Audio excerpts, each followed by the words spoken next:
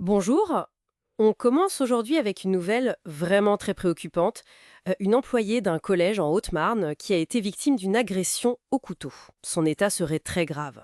Oui, bonjour. Effectivement, c'est une information très sérieuse. On va examiner ensemble ce qu'on sait, euh, en se basant sur les extraits de presse qu'on a pu consulter. L'idée, c'est de bien comprendre les faits rapportés sur cet événement. Un événement qui a eu lieu ce mardi matin, donc, et ce qui est particulièrement troublant, c'est que le suspect principal serait un élève de ce même collège. Alors, plongeons un peu dans les détails. Qu'est-ce qu'on sait exactement? Alors, les sources sont assez claires sur ce point.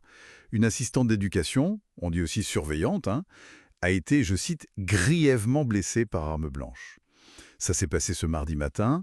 C'est un acte d'une violence assez sidérant dans un contexte scolaire. Grièvement blessée, et on s'inquiète beaucoup pour elle, j'imagine. On parle d'une femme de 31 ans, c'est ça? Oui, 31 ans. Et son état est jugé critique. La préfecture elle-même a utilisé le terme urgence absolue. Ça, médicalement, ça veut dire que c'est très très sérieux.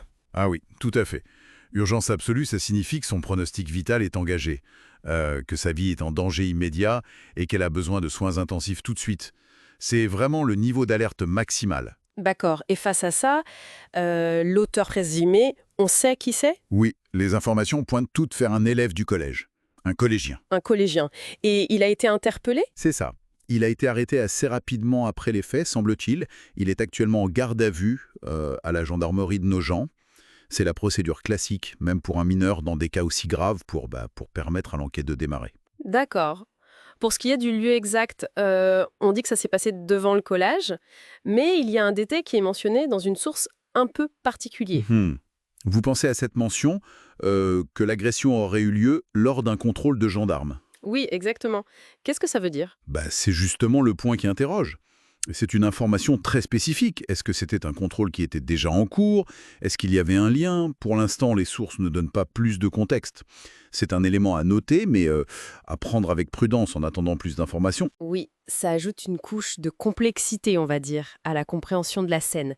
Et pendant ce temps-là, à l'intérieur du collège, il s'est passé des choses, des mesures de sécurité. Oui, bien sûr.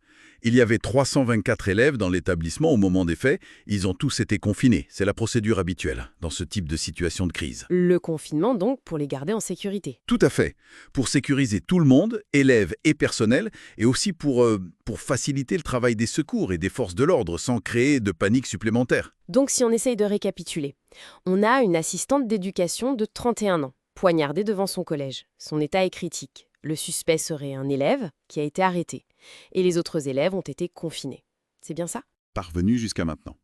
C'est une situation, oui, extrêmement choquante par la gravité de l'acte, l'état de la victime, l'âge présumé de l'auteur et le lieu. Et pour finir, peut-être revenir sur ce détail dont on parlait, l'agression qui se serait produite lors d'un contrôle de gendarme. Oui, ce qui est intéressant ici, ce n'est pas de se lancer dans des hypothèses, parce qu'on n'a pas assez d'éléments bien sûr, mais c'est de noter que cette information, si elle se confirme, et si elle est précisée, elle pourrait vraiment changer notre compréhension du déroulement exact des faits. Ça soulève des questions, en fait. Exactement. Des questions sur le contexte immédiat de l'attaque. Est-ce que c'est une simple coïncidence de temps, ou est-ce qu'il y a eu une interaction, un lien qu'on ignore encore? C'est typiquement le genre de détail qui pourrait s'avérer crucial pour l'enquête. En effet. Une question importante qui reste ouverte pour l'instant. La réponse, si elle vient, nous aidera sans doute à mieux saisir les contours de ce drame. Voilà pour cette première analyse des faits rapportés. Merci de nous avoir suivis.